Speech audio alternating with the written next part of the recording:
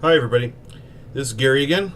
This is the kind of the opening for the chapter on culture, and so this is video one of the culture for chapter two, and so I tried to get a program. I tried to find a program where I could do record lecture and switch back and forth and show you the PowerPoints, because they do have some of those out there.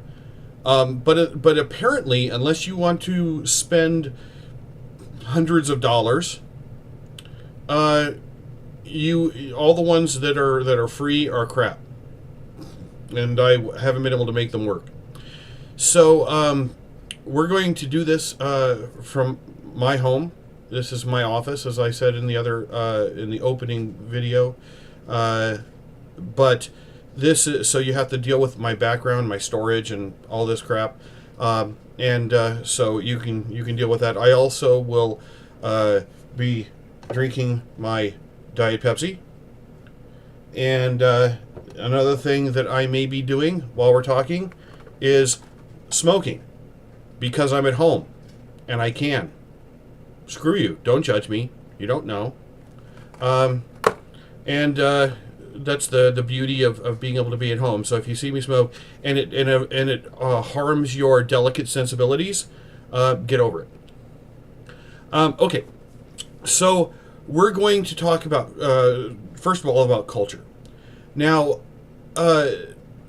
with regard to culture, one of the things that's important to note is that culture is one of those things that everybody feels like they know what it is. You know, if you ask people, what is culture? Everybody will say, oh yeah, sure, I know what that is. And then if you ask them to define it, then they hem and haw a little bit. Then they're like, well, I'm not exactly sure. And if they do give you answers, usually the answers are something like, well, it has to do with, music and food and, types of rituals and things. And that's not entirely wrong. I mean, that's correct. It's more of an anthropological look at culture, and those things are all important and important aspects of culture. But what we do in sociology is a little bit different. What we're trying to do is we're trying to think of culture as a thing to study, and looking at some of the major kind of components of culture. So that's what we're going to do. So in this opening, what I'm going to do is I'm going to look at culture. We're going to define it, and then I'm going to talk very quickly about kind of the two aspects of culture.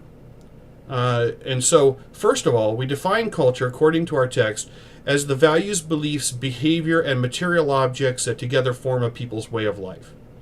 So we have value systems, belief systems, how you're supposed to act, meaning the rules for everyday living, which we'll talk about later on. Again, we talked about that with the idea of symbolic interaction theory, and the material objects.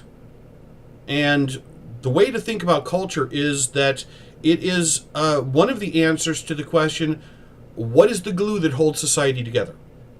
What is it that makes us, makes society stick, allows us to live in large groups? And because we're really hunters and gatherers, right? We're foragers. That's how we've evolved.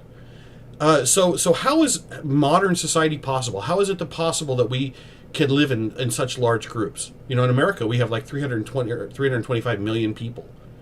How is that even possible? Well, partially the answer to that is culture. We no longer have instinct. I know some of you are going, no, Gary, we do. No, we really don't. We have some things that people sometimes think are instinct, but instinct is based on the concept of what's called a priori knowledge. A priori is Latin, and what it basically refers to is knowledge that is independent of experience, right? This idea that we could know things without having experienced them, without having learned them. meaning that you're born knowing things.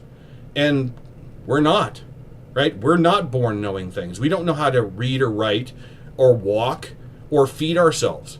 We have some like basic reactions. So if you have a newborn and you touch the side of their cheek, they'll turn like they're turning toward the nipple. It's a reaction, a reflex, but it's not instinct. We're not born with knowledge, so we don't have what we call a priori knowledge, knowledge independent of experience. Instead, we have culture. We learn how to live with each other. We learn how to interact. We learn language. We learn symbols. So we'll be talking about some of these different aspects of this. In the next video, I'm going to discuss some basic terminology, meaning the idea of material and non-material culture. So I'm keeping these relatively short so that way they're easier for you to digest. So this is the end of the first one, and then I'll start the next one here in a moment. Thanks.